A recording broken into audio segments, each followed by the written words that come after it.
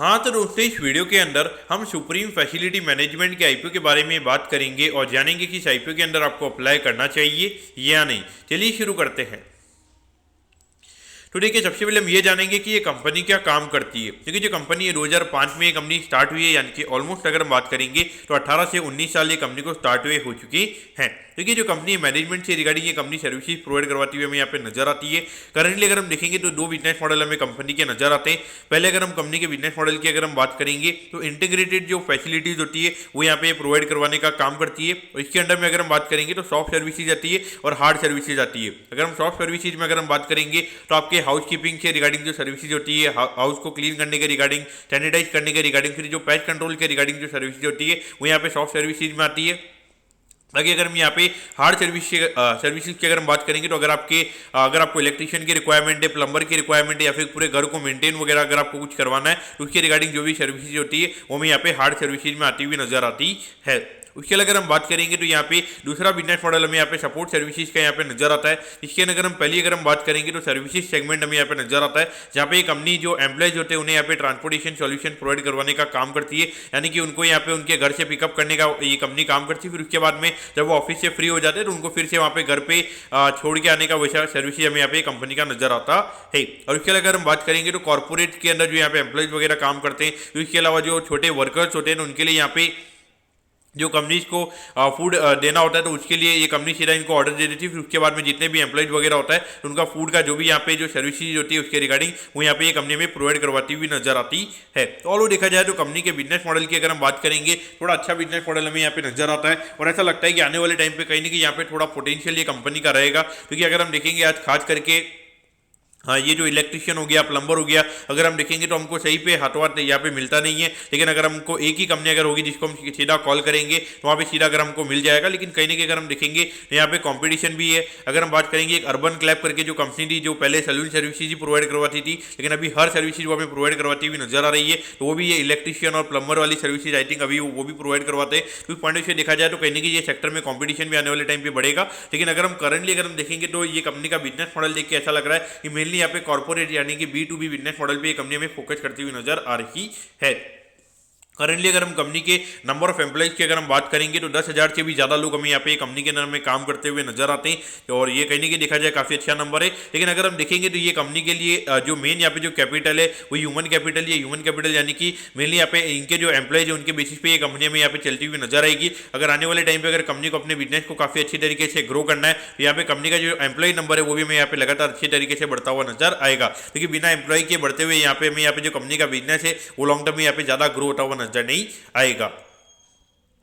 अब अगर हम यहाँ पे कंपनी के ऑब्जेक्टिव की अगर हम बात करेंगे तो सिर्फ यहाँ पे नॉर्मली वर्किंग कैपिटल की रिक्वायरमेंट से रिगार्डिंग यहाँ पे कंपनी का आईपी में आता हुआ नजर आ रहा है। और बाकी कंपनी ने ये बोला है कि कुछ अगर यहाँ पे इनऑर्गेनिक ग्रोथ के रिगार्डिंग यानी कि कोई छोटी छोटी कंपनी को एक्वायर करने का मौका अगर यहाँ पे कंपनी को मिलेगा तो उसको यहाँ पे एक्वायर करने के रिगार्डिंग यहाँ पे ये फंड हमें यहाँ पे यूटिलाइज होता हुआ नजर आएगा।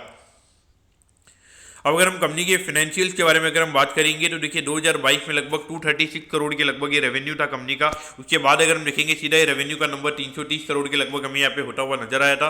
और अभी रिसेंटली जो फाइनेंशियल ईयर खत्म हुआ है वहाँ पर अगर हम बात करेंगे तो 356 करोड़ के लगभग का नंबर में यहाँ पे नजर आता है। तो कहीं ना कहीं देखा जाए ग्रोथ के नंबर कंपनी के अच्छे हैं। लेकिन फिर भी अगर हम देखेंगे जिस तरीके की ग्रोथ यहाँ पे छोटी कंपनीज में होनी चाहिए वैसे ग्रोथ के नंबर हमें यहाँ पे नजर नहीं आते। अगर हम देखेंगे लगभग लास्ट साल भी अगर हम बात करेंगे तो 26 करोड़ से कंपनी के रेवेन्यू के नंबर्स बढ़े हैं। यानी कि ऑलमोस्ट अगर हम बात करेंगे तो 7 to 8% के रेवेन्यू ग्रोथ का नंबर हमें यहाँ पे नजर आता है। जो कहीं ना कहीं देखा जाए तो लॉन्ग टर्म के हिसाब से जब इतना कम रेवेन्यू ग्रोथ होता है तो मार्केट कहीं ना कहीं वहाँ पे ज़्यादा पी रेशियो देने का काम नहीं करता है।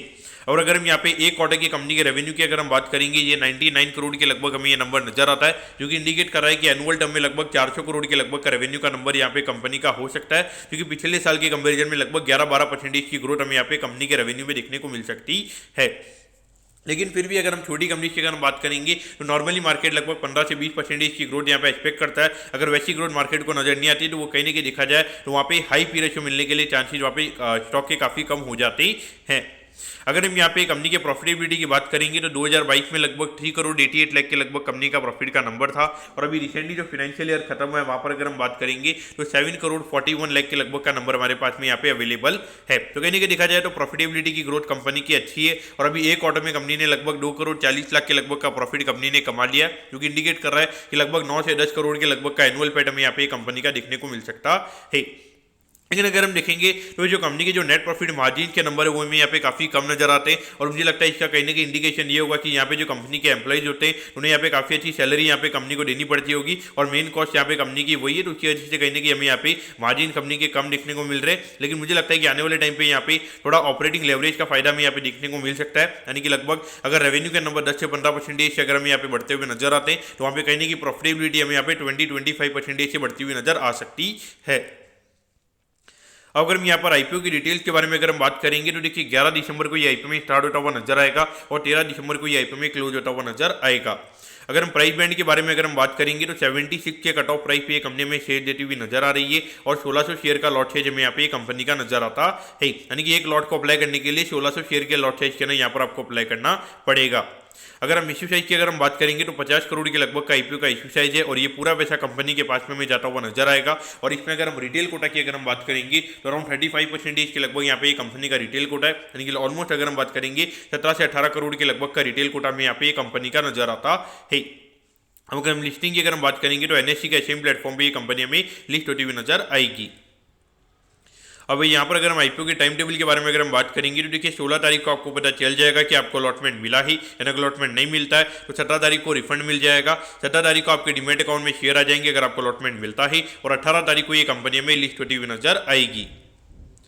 अब अगर हम एट दी एंड अगर हम कंपनी के वैल्यूएशन के पैरामीटर्स की अगर हम बात करेंगे तो देखिए ऑलमोस्ट यहाँ पे 188 करोड़ की मार्केट कैप पे कंपनी का आईपीओ में आता हुआ नजर आ रहा है, और अभी ये जो कंपनी ने दिखाया कि अगर ये साल लगभग 9 करोड़ के लगभग का पैड अगर ये कंपनी करती है तो लगभग फॉरवर्ड पी पे लगभग 21 टाइम्स के पी रेशियो पे ये कंपनी का आईपीओ में आता हुआ नजर आ रहा है। तो वैल्यूएशन वाइज अगर हम बात करेंगे तो मुझे कोई इतना ज़्यादा दिक्कत यहाँ पे नजर नहीं आती है, क्योंकि अगर हम देखेंगे तो थोड़ा ये बिजनेस मॉडल की अगर हम बात करेंगे थोड़ा अच्छा बिजनेस मॉडल है, और कहीं ना कहीं आने वाले टाइम पे ये चलता रहेगा ये बिजनेस। भले अगर हम बात करेंगे तो थोड़ी ग्रोथ रेट हमें यहाँ पे कम नजर आती है, तो इसीलिए मुझे लगता है कि मैक्स टू मैक्स यहाँ पे पी रेशियो अगर हम लॉन्ग टर्म के हिसाब से अगर हम बात करेंगे तो 30 से ज़्यादा पी रेशियो जाना यहाँ पे काफ़ी ज़्यादा मुश्किल रहेगा।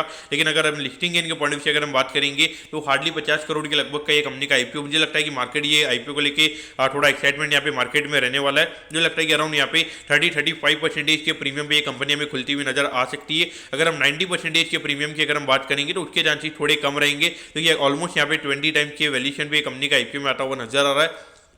और अगर 90% के प्रीमियम पे अगर ये कंपनी खुलेगी तो वहाँ पे सीधा लगभग 38 टाइम्स के लगभग का पी रेशियो ये कंपनी का हो जाएगा, और उसके बाद में अगर एक और सर्किट अगर लग जाएगा तो वहाँ पे कहीं की वैल्यूएशन की अगर हम बात करेंगे तो 40 के लगभग का पी रेशियो में यहाँ पे होता हुआ नजर आएगा। तो कहीं की देखा जाए इतने लो ग्रोथ पे कहीं की इतना ज़्यादा पी रेशियो मार्केट क्या देगा, इसके चांसेस मुझे लगता है ये काफ़ी कम रहेंगे। अगर आपको थोड़े मायने यानी कि 30-35% की लिस्टिंग के लिए अगर आपको अप्लाई करना है तो मेरे हिसाब से अप्लाई किया जा सकता है। बाकी अगर हम लॉन्ग टर्म के हिसाब से अगर हम बात करेंगे तो अगर ये कंपनी आईपीओ प्राइस से थोड़ा अगर नीचे मिलती है तो फिर आईपीओ प्राइस के 5 से 10% के प्रीमियम पे अगर मिलती है तो मेरे हिसाब से यहाँ पे बाय करना चाहिए लॉन्ग टर्म के लिए। लेकिन अगर लिस्टिंग भी अगर सीधा 40-50% के प्रीमियम पे अगर ये कंपनी हमें खुलती हुई नजर आती है तो वहाँ पे मेरे हिसाब से अवॉइड करना सही रहेगा। तो मैं करता हूँ कि सुप्रीम फैसिलिटी मैनेजमेंट के आईपीओ के बारे में आपको सब कुछ समझ में आ गया होगा। अगर आपकी कोई भी क्वेरीज है आप कमेंट कीजिए, मैं जरूर आपके कमेंट पर रिप्लाई करूंगा। ओके दोस्तों, thank you, have a nice day.